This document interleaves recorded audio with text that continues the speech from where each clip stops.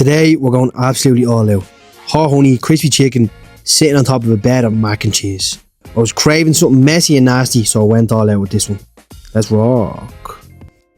We'll start off by prepping the chicken. I used 600 grams of chicken breast that was already cut into chunks, so that saved me some time as I didn't have to do much cutting at all. Now, chicken thighs are way more tastier and juicier, but I just had breast there that needed using, so I went with them. If you want to use thighs, go ahead. Some chunks might need cutting a bit smaller, just so everything's roughly the same size. Add all that chicken to a big mixing bowl, do a little bit of cleaning up, then season with a splash of olive oil, a tablespoon of Cajun seasoning, paprika, garlic powder, half a teaspoon of onion powder and chilli powder. And make sure you don't go overboard with onion powder, folks. Add a few cracks salt and pepper and give that a good mix. Now you could cook this there and then, but I like to let those flavours get to know each other around 20 minutes. Or as I did here, overnight, because I was just prepping ahead while I had the time. When you're ready, coat the chicken in some potato starch. And you know here at the Scran HQ, we just love you potato starch. It just gives it such a good texture and such good crispiness. It's really easy to pick up at any Asian supermarkets. But if you can't get it, just use some cornstarch. That's a good alternative, no stress. Now that's your first coating. Then after that, you're going to dip it in some egg wash and make sure every piece is fully covered with no bits left uncovered. Then I'm going to give it a second coating in a mix of flour and starch with some seasoning of your choice. I just went with some onion powder, paprika and chilli powder. When doing the second coating, press down firm on all the chicken and make sure it's all fully coated. You'll need to give this a good mix. And make sure you've got a little breading station set up so it stays clean and easy to get everything done. Go into the air fryer at 180 for around 11 to 13 minutes. Spray or brush some oil on the bottom of the racks so the chicken doesn't stick. Now, breasts cook pretty fast and you can dry out pretty fast. That's a bad thing to them. So don't be afraid to check the inside of a few of them after around the 8 to 10 minute mark. They could be already done because they're not that big and you don't want them to dry out easily.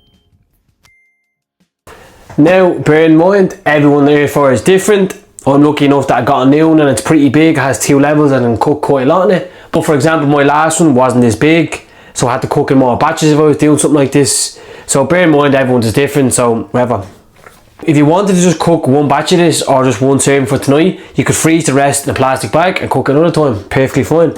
Or if you want to fry this, you could shallow fry it because the chicken bites aren't that big. I'd say for around 4 minutes maybe, no longer than that. You don't want the breast to dry out. And if you want to whack this in the oven, just whack it in at 200 to 220 degrees. Make sure it's fully preheated. And you want to cook it for around 2-3 minutes more than you cook this, or 5, depending on your oven. Everyone's oven's different. Some are shit, some are really good. You just check it and it's down to you. While I have you here, don't forget to drop a like and subscribe. I appreciate it so much. It really helps out small channels like me. And let's get me fully monetized by August. Tops. While that's preheating and getting going, I went ahead with the mac and cheese. I want the chicken and mac to overlap on cooking so they come together around the same time. Get out a pot or a pan and turn the heat to medium high. For the sauce, we're making a roux. 15 grams of melted butter, equal parts flour, some seasoning of your choice, and gradually add 250 millilitres of milk. I use skim milk because that's what I had there, but if you want to go ahead and use half cream and half full fat milk, go ahead and it will be nicer, to be fair. I just don't want to go out and grab some more, to be honest. Add half a teaspoon of Dijon mustard, whisk until you've got a nice smooth consistency and take off the heat and gradually add your cheese. For the blend, I went with some mozzarella, Red Leicester and cheddar. Now, I did use pre-grated mozzarella. Freshly grated would have been better, but it is what it is. Grate your own cheese as much as you can though. It brings the sauce together so much better. When it gets to that velvety texture, you know you've done it right. Just leave that off the heat while you cook your mac. Cook around 150 to 200 grams of dried pasta in well salted water until al dente. It'll only take around 5 minutes, then drain it off. Now I wish I was using elbow macaroni because that's better, but this is all they had in Aldi. Add in your cheese sauce, give it a good mix and you want to hear that noise of creaminess. That's when you know you've done it right. Then layer it up. Mac and cheese on the bottom, then more cheese on top, more mac, then more cheese. And when you're ready, whack that under the broiler to crisp with that cheese on top. Mac and cheese is on, chicken is cooking, it's time to make the hot honey sauce real quick. Now of course, if you want to do all this separately, keep it all on low heat instead of having it all overlap together, that's fine. Bring this dish together whatever way is most comfortable for you. Now whip out a pot or a pan, turn to medium high heat, add 2 tablespoons of butter. Once melted, add 2 tablespoons of honey and 2 tablespoons of sriracha. Season some salt and pepper, crush in 3 cloves of garlic, and optionally add in some chives. Now, I couldn't get fresh chives anywhere, as the UK Aldi can be pretty dog shit for that stuff sometimes, so use ones that were already cut. But remember, fresh is always better. Add all of your chicken in and make sure it gets all coated well in that sauce, giving it that glossy, shiny coating.